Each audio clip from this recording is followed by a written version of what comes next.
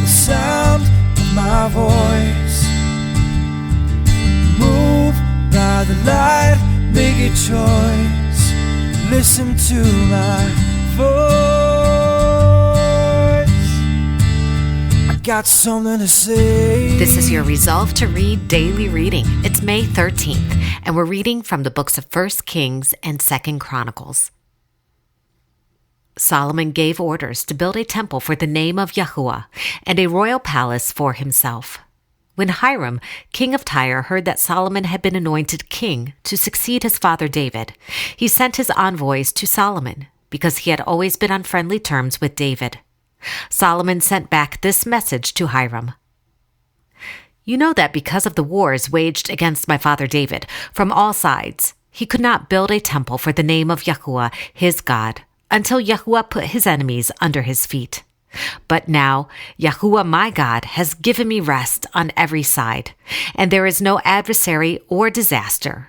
I intend therefore to build a temple for the name of Yahuwah my God, as Yahuwah told my father David when he said, Your son, whom I will put on the throne in your place, will build the temple for my name. Solomon sent this message to Hiram, king of Tyre. Send me cedar logs as you did for my father David, when you sent him cedar to build a palace to live in. Now, I am about to build a temple for the name of Yahuwah my God, and to dedicate it to him, for burning fragrant incense before him, for setting out the consecrated bread regularly, and for making burnt offerings every morning and evening, and on Sabbaths and the new moons, and at the appointed feast of Yahuwah our God. This is a lasting ordinance for Israel. The temple I am going to build will be great, because our God is greater than all other gods. But who is able to build a temple for him, since the heavens, even the highest heavens, cannot contain him? Who then am I to build a temple for him, except as a place to burn sacrifices before him? Send me, therefore, a man skilled to work in gold and silver, bronze and iron, and in purple, crimson, and blue yarn, and experienced in the art of engraving, to work in Judah and Jerusalem with my skilled craftsmen, whom my father David provided. Send me also cedar, pine, and algum logs from Lebanon, for I know that your men are skilled in cutting timber there. My men will work with yours to provide me with plenty of lumber, because the temple I build must be large and magnificent. I will give your servants, the woodsmen, who cut the timber, 20,000 cores of ground wheat, 20,000 cores of barley, 20,000 baths of wine, and 20,000 baths of olive oil. Hiram, king of Tyre, replied by letter to Solomon, Because Yahuwah loves his people, he has made you their king. And Hiram added, Praise be to Yahuwah, the God of Israel, who made heaven and earth. He has given King David a wise son, endowed with intelligence and discernment, who will build a temple for Yahuwah and a palace for himself. I am sending to you Huram-Abi, a man of great skill, whose mother was from Dan, and whose father was from Tyre. He is trained to work in gold and silver, bronze and iron, stone and wood, and with purple and blue and crimson yarn and fine linen. He is experienced in all kinds of engraving and can execute any design given to him. He will work with your craftsmen and with those of my lord David your father. Now, let my lord send his servants the wheat and barley and the olive oil and wine he promised.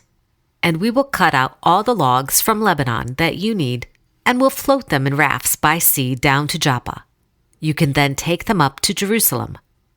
In this way, Hiram kept Solomon supplied with all the cedar and pine logs he wanted, and Solomon gave Hiram 20,000 cores of wheat as food for his household, in addition to 20,000 baths of pressed olive oil. Solomon continued to do this for Hiram year after year.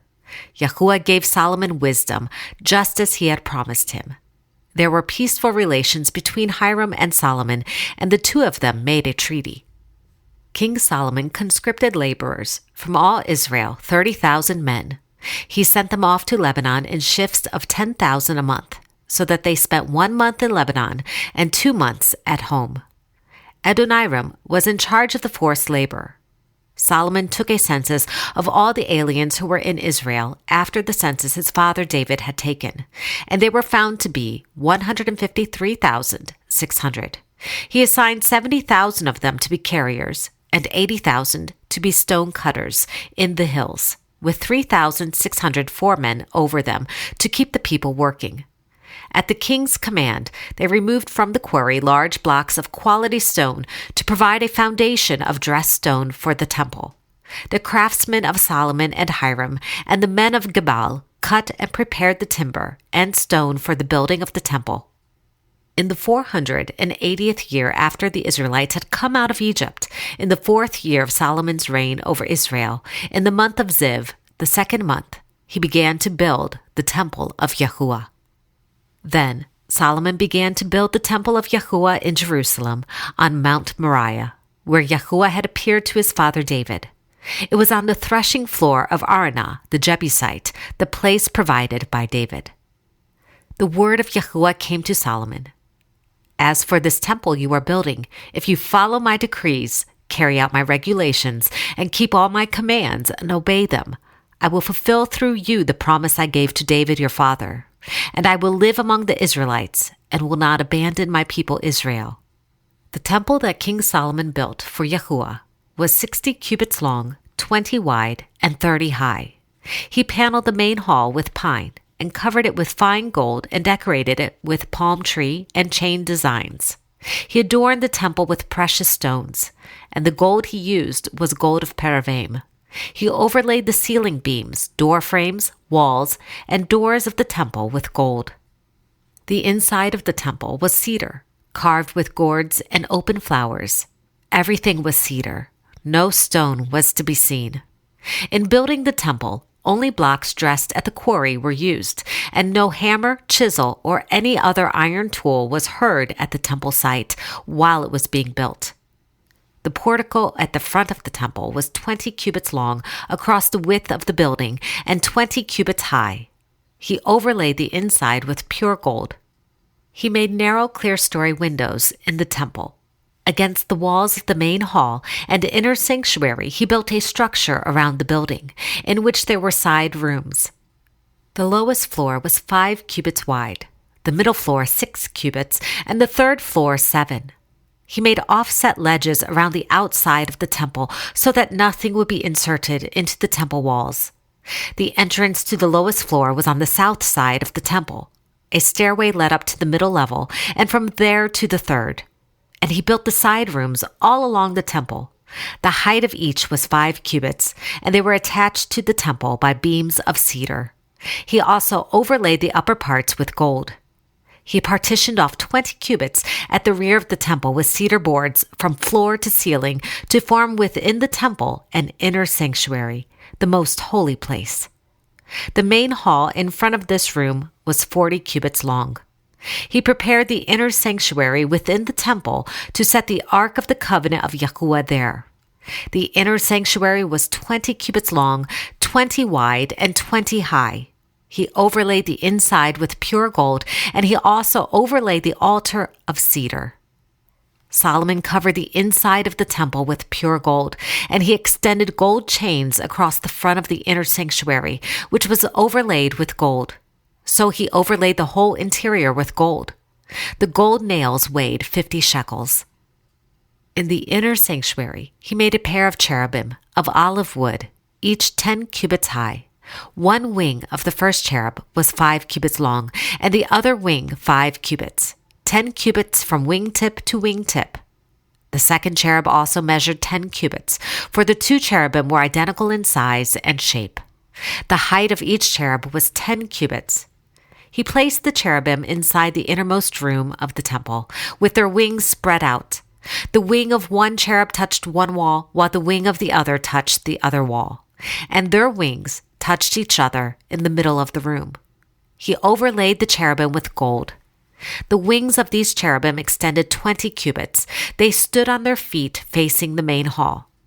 He made the curtain of blue, purple, and crimson yarn and fine linen, with cherubim worked into it. He lined its interior walls with cedar boards, paneling them from the floor of the temple to the ceiling, and covered the floor of the temple with planks of pine. On the walls all around the temple, in both the inner and outer rooms, he carved cherubim, palm trees, and open flowers. He also covered the floors of both the inner and outer rooms of the temple with gold. For the entrance of the inner sanctuary, he made doors of olive wood with 5-sided jambs. And on the 2 olive wood doors, he carved cherubim, palm trees, and open flowers, and overlaid the cherubim and palm trees with beaten gold. In the same way, he made 4-sided jambs of olive wood for the entrance to the main hall. He also made 2 pine doors, each having 2 leaves that turned in sockets. He carved cherubim, palm trees, and open flowers on them, and overlaid them with gold hammered evenly over the carvings. The foundation of the temple of Yahuwah was laid in the 4th year, in the month of Ziv. In the 11th year, in the month of Bul, the 8th month, the temple was finished in all its details, according to its specifications. He had spent 7 years building it. King Solomon sent to Tyre and brought Huram, whose mother was a widow from the tribe of Naphtali, and whose father was a man of Tyre, and a craftsman in bronze. Huram was highly skilled and experienced in all kinds of bronze work. He came to King Solomon and did all the work assigned to him. He cast 2 bronze pillars, each 18 cubits high and 12 cubits around, by line. He also made 2 capitals of cast bronze to set on the tops of the pillars. Each capital was 5 cubits high. A network of interwoven chains festooned the capitals on top of the pillars, 7 for each capital. He made pomegranates in 2 rows encircling each network to decorate the capitals on top of the pillars.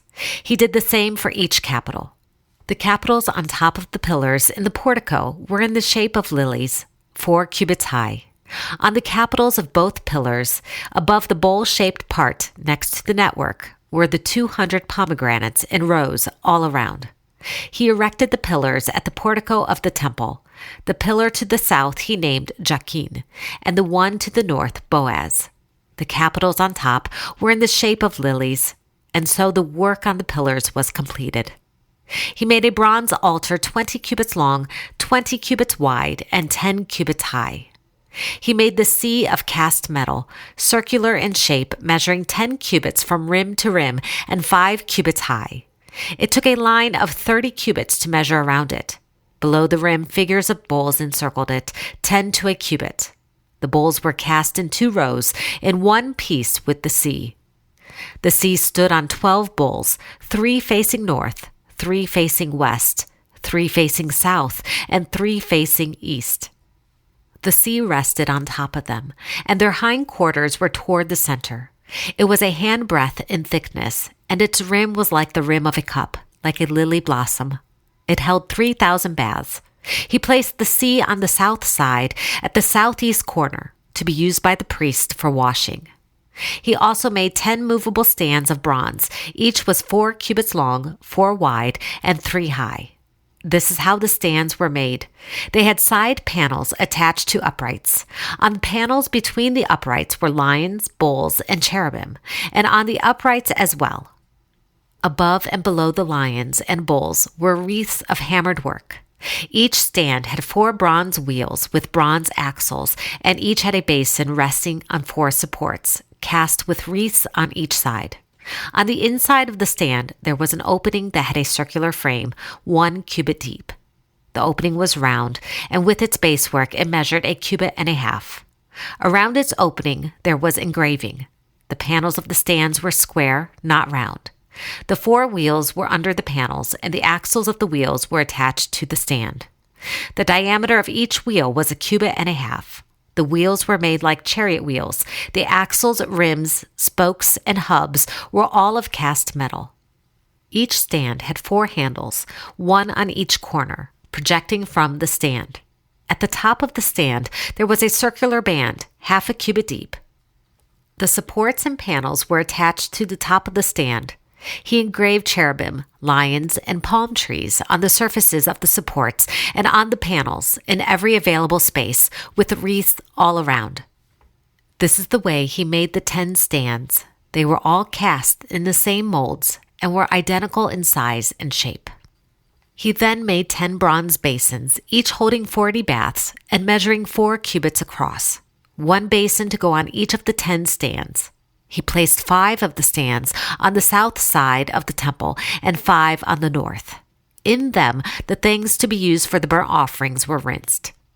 And he built the inner courtyard of 3 courses of dressed stone and 1 course of trimmed cedar beams. He made the courtyard of the priest and the large court and the doors for the court and overlaid the doors with bronze. He also made the basins and shovels and sprinkling bowls.